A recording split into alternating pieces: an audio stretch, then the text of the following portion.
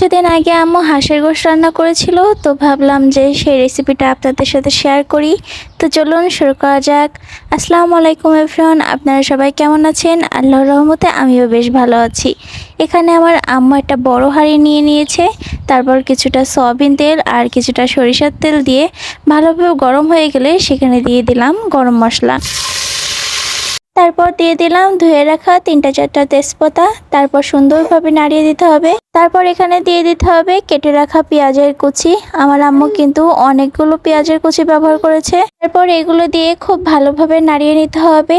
এটা যখন একটু বাদামি কালার হয়ে আসবে তখন দিয়ে দিব আমরা কিছুটা পরিমাণ লবণ, দিয়ে আবারও খুব ভালোভাবে মিশিয়ে নিতে হবে। পেঁয়াজটা যখন একদম লাল হয়ে আসবে তখন আম্মু এর ভিতরে দিয়ে দিল রসুন বাটা। এগুলো দিয়ে কিন্তু খুব ভালোভাবে মিক্স করে নিতে হবে। তারপর এর ভিতরে দিয়ে দিল ঝালের গুঁড়া। এখানে আমরা অনেকগুলো ঝাল ইউজ করেছি, কারণ আমাদের বাসার সবাই একটু ঝাল খেতে পছন্দ করে। আর আমার আম্মু দেখলাম যে এক একটা মশলা দিয়ে খুব ভালোভাবে কষিয়ে নেওয়ার পর আর একটা মশলা দিচ্ছে। যেমন এখানে ঝালের গুঁড়া দিয়ে খুব ভালোভাবে কষিয়ে নিয়ে তার ভিতরে নারকেলের দুধ দিয়ে আবার খুব ভালোভাবে কষিয়ে নেবে। যখন তেলটা এরকম উপরে ছড়িয়ে আসবে তখন দিয়ে দিতে হবে কিছুটা হলুদ, কিছুটা আদা বাটা। এগুলো দিয়ে ভালোভাবে নাড়িয়ে নেওয়ার পর দিয়ে দিল কেটে রাখা কয়েকটা রসুন। এই রসুনও কিন্তু আমাদের বাসার সবাই অনেক পছন্দ করে। আগে আমি রসুন খেতাম না, ইদানিং খুব বেশি পছন্দ হচ্ছে, এজন্য বেশি করে দেওয়া হলো আর কি।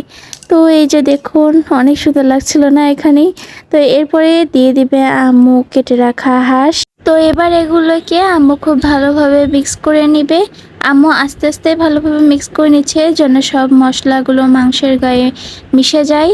তো তারপর আম্মু এখানে বাকি গোশগুলোও দিয়ে দিল। এখানে গোশটা অনেক ছিল, বেধায় অর্ধেক গোশ দিয়ে আম্মু মিক্স করে নিচ্ছে।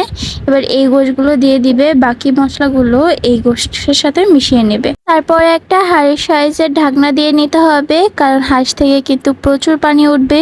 দেখুন অলরেডি হাঁস থেকে কত পানি উঠে গিয়েছে। এবার আম্মু তলাটা একটু নেড়ে দিচ্ছে, তলার গোশগুলো উপরে আর উপরের গোশগুলো তলায় পর্যন্ত দিয়ে দিবে।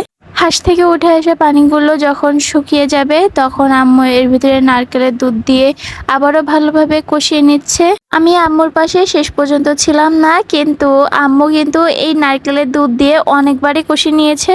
তো লাস্ট ফিনিশিং দেখুন, এইটা লাইটের কারণে কিন্তু একটু লাল দেখা যায়, কিন্তু এটা বাস্তবে অনেক সুন্দর একটা কালার আসছিল। আর হাঁসের গোশ মূলত একটু কালো কালো টাইপের হয়। আর অনেকে নাকি হাঁসের গোশ খায় না, কারণ তাদের কাছে গন্ধ লাগে, কিন্তু আমি 100% দিয়ে বলতে পারি এভাবে যখন আমার আম্মু রান্না করে একটু হাঁসের গন্ধ থাকে না। তো আপনারা বাসায় এভাবে একবার ট্রাই করে দেখবেন।